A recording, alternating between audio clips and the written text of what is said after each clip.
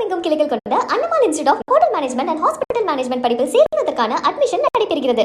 கன்னியாகுமரியில் கோடை விடுமுறையொட்டி சுற்றுலா பயணிகள் குவிந்த நிலையில் மேகமூட்டம் காரணமாக சூரிய உதயத்தை காண முடியாமல் ஏமாற்றமடைந்தனர். சர்வதேச சுற்றுலா தலமான கன்னியாகுமரியில் கோடை விடுமுறை மற்றும் வார இறுதியையொட்டி சுற்றுலா பயணிகளின் வருகை அதிகரித்து உள்ளது.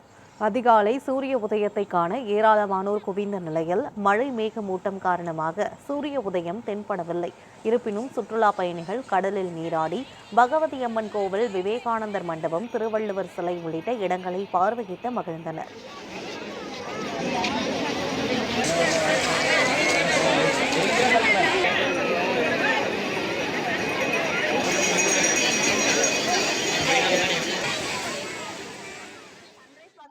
குழந்தைங்கள இதுதான் ஃபர்ஸ்ட் டைம் எங்களுக்கு.